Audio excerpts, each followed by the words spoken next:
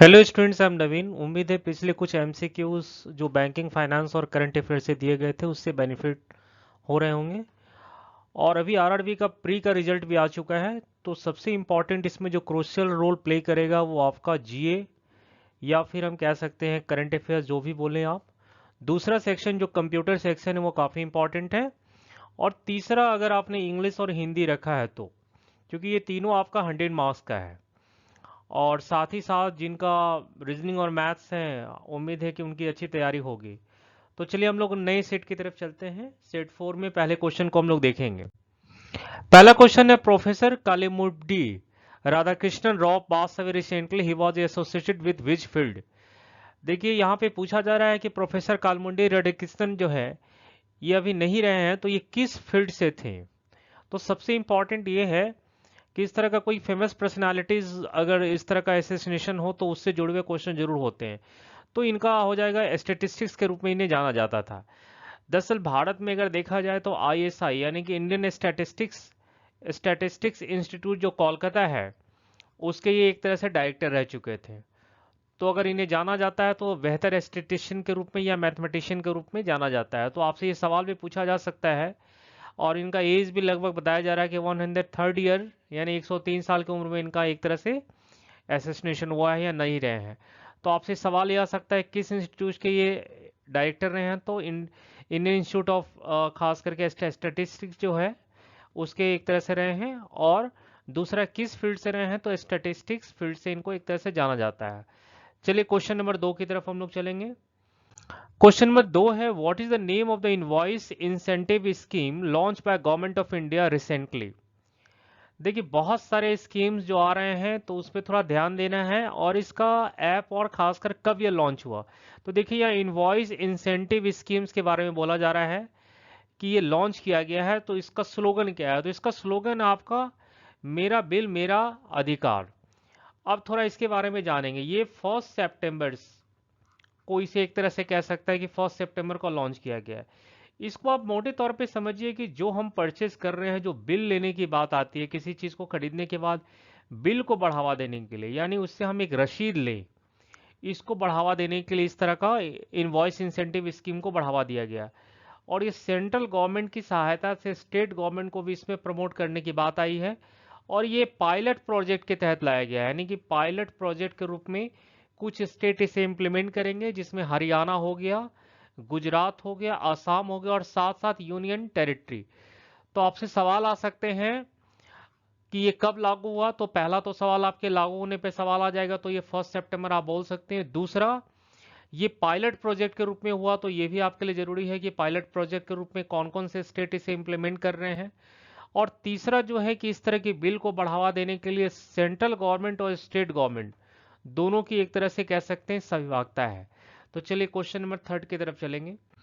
Question number 3 है, who has been appointed as the new chairman of the National Green tribunal.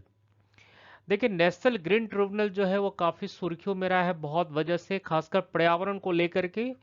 तो इसके जो भी हेड बनाए गए हैं ये भी जस्टिस प्रकाश श्रीवास्तव को एक तरह से उनको बनाया गया है। और ये जो स्थान लिए हैं वो ए के गोयल को लिए हैं, ए के गोयल के बाद इन्हें बनाया गया।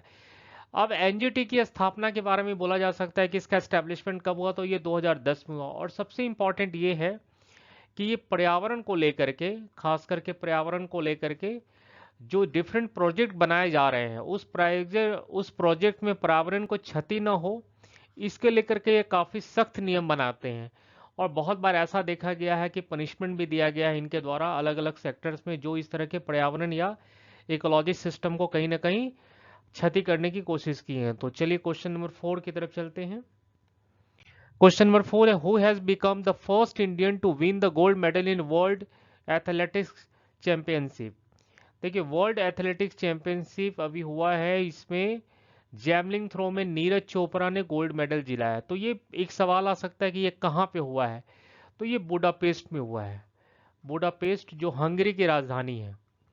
तो एक सवाल ये भी हो सकता है कि वर्ल्ड जो आपका एथलेटिक्स चैंपियनशिप कहाँ हुआ है, तो ये बुडापेस्ट में हुआ। दूसरा है नीरज चोपड़ा, जेवलिन थ्रो में 88.17 मीटर एक तरह से उनका रिकॉर्ड रहा है, जो पाकिस्तान के अपने समकक्ष है, जिसको उन्होंने एक तरह से हराया है। चलिए क्वेश्चन नंबर 5 की तरफ चलेंगे। In which country the joint military exercise Bright Star 23 will be organise. इस तरह का जो एक्सरसाइज होता है, खासकर मिलिट्री एक्सरसाइज, तो ये पूछा भी जाता है किस कंट्री ने होस्ट किया या उस एक्सरसाइज का नाम। तो अभी ये इजिप्ट के द्वारा किया गया है, यानी होस्ट जो है एक तरह से इजिप्ट किया। और इसमें लगभग देखा जाए तो इसमें लगभग आपको 34 कंट्रीज ने पार्टिसिपेट किया है और लगभग 8,000 ट्रूप्स इसमें 8,000 ट्रूप्स इसमें शामिल हुए हैं। तो आपसे सवाल पूछा जा सकता है कि इस तरह का जो होस्ट हुआ किस कंट्री के द्वारा किया गया और कितने कंट्री इसमें शामिल हुए हैं। तो 34 कंट्री एक तरह से शामिल हुई है। नेक्स्ट चलते हैं क्वेश्चन नंबर 6 की तरफ। FIFA has lifted the ban from which country football federation with immediately effect. देखिए, फीफा ने कुछ कंट्री पे बैन लगाया था और जिसे अभी एक तरह से हटाया भी गया है। तो वो उसमें श्रीलंका का नाम आता है। और आपको भी पता है कि फुटबॉल की सबसे बड़ी जो अंतर्राष्ट्रीय जो संगठन कह सकते हैं वो फीफा है, और ये बैन श्रीलंका के ऊपर से हटाया गया है। तो सबसे इम्पोर्टेंट है कि बैन हटाने का वजह और लगाने का वजह ये है कि स्पोर्ट्स में किसी तरह से पॉलिटिकल इंटरफेरेंस ना हो, यानी पॉलिटिकल इंटरफेरेंस को देखते हुए बैन लगाया गया था और ट्रांसपेरेंसी को आप एक तरह से कह सकते हैं बढ़ावा दिया जाए, इसलिए श्रीलंका को अभी इस बैन से एक तरह से मुक्त किया गया है, यानी एक तरह से इस पे बैन हटा दिया गया है। चलिए क्वेश्चन नंबर 7 की तरफ चलेंगे। Question number 7, which country prime minister granted the Grand Cross of the Order of Honor by Greece in 2023। ये काफी सम्मान की बात है कि भारत के ऑनरेबल प्राइम मिनिस्टर को इस तरह से सम्मानित किया गया है। और ग्रीस का ये एक तरह से देखा जाए ग्रीस का सेकंड सिविलियन अवार्ड है, सेकंड सिविलियन अवार्ड है। जैसे भारत में भारत रत्न एक तरह से सिविलियन अवार्ड के रूप में जाना जाता है। आप सोचिए ये शुरुआत 1975 से की गई है वहां पर।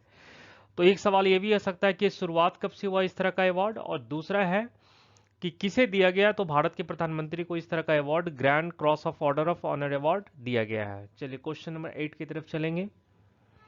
क्वेश्चन नंबर 8 है, Rafael Nadal has been named the ambassador of which technology brand. देखिए, राफेल नडाल एक काफी बड़े जाना माना नाम है, खासकर टेनिस के क्षेत्र में। और पूछा जा रहा है किस इंडियन टेक्नोलॉजी को के ब्रांड एम्बेसडर बनाए गए हैं। तो इन्फोसिस के बनाए गए। और सबसे आश्चर्य की बात है, ये पहला एक तरह से उन्होंने एक तरह से जो टेक्नोलॉजी के क्षेत्र में अपने ब्रांड एम्बेसडर अपने आप को नियुक्त किया है। और ये जो पीरियड होगा ये 3 साल के लिए होगा। और आपको ही पता है कि भारत में जो आईटी सेक्टर के रूप में इन्फोसिस का एक बड़ा नाम है। तो एक सवाल यहाँ पे ये भी आ सकता है कि इन्फोसिस के हेड अभी कौन है। तो ये सलील पालेख एक तरह से कह सकते हैं, हेड और एमडी जो भी कहें, सलील पालेख को अभी ये वर्तमान में एक तरह से अभी हेड इनको बनाया गया है। तो इन्फोसिस का नाम काफ़ी बड़ा नाम है। एन एस नारायण मूर्ति और जो बड़े नाम आते हैं सब इन्फोसिस के फाउंडर मेंबर रहे हुए हैं। चलिए क्वेश्चन नंबर 9 की तरफ चलेंगे।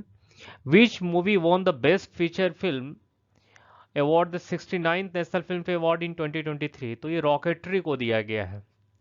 देखिए, बेस्ट पिक्चर के रूप में भी रॉकेटरी को दिया गया। और खास करके इससे और भी आ सकता है, जैसे एक्टर के रूप में भी पूछा जा सकता है और एक्ट्रेस के रूप में। तो एक्टर के रूप में जो है वो अल्लू अर्जुन को दिया गया है, अल्लू अर्जुन को दिया गया है। और वो मूवी है आपकी जो काफ़ी पुष्पा द राइज को के जो मूवी है तेलुगु में, इसके लिए दिया गया। और एक्ट्रेस में दो एक्ट्रेस का नाम आता है, पहला है आलिया भट्ट के रूप में गंगूबाई काठवालिया को और लेकर के, और दूसरा है कृति सोनेन जो है, कृति सोनेन ने उनको दिया गया है मिमी के लिए। तो इस तरह का नेशनल फिल्म अवार्ड जब दिया जाए तो कुछ स्पेसिफिक आपको जानना जरूरी है, खास करके बेस्ट एक्टर्स, बेस्ट एक्ट्रेस और किस पिक्चर को दिया ये जानना काफी जरूरी है। चलिए क्वेश्चन नंबर 10 की तरफ चलेंगे।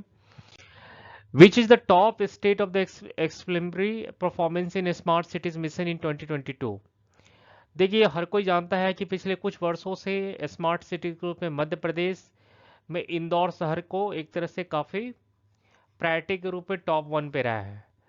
तो ये आपको देखना पड़ेगा कि इस तरह के जो कुछ एमसीक्यूज हैं उससे आप नए कितने क्वेश्चन एराइज कर सकते हैं। और मैं पहले भी बोल चुका हूँ, एक क्वेश्चन से कम आप 3 क्वेश्चन को क्रिएट करें। तो इसका एक फ़ायदा क्या होगा, किसी भी तरह का क्वेश्चन आएगा तो आप उसके प्रॉब्लम को या उससे जुड़े रिलेटेड टॉपिक्स को आप समझ पाइएगा। आने वाले समय में मैं कोशिश करूंगा कि जो टॉपिक वाइज किसी भी टॉपिक्स पे, जैसे सपोज करें कि चंद्रयान है, इस टॉपिक से ही सिर्फ 10 क्वेश्चन प्रोवाइड करूंगा। इससे एक बेनिफिट होगा कि जो क्वेश्चन किस तरह का एराइज हो रहा है ये आपको पता चल जाएगा, और इससे नए तरह के सवाल को बनाने में आपको काफ़ी आसानी होगी। Thank you.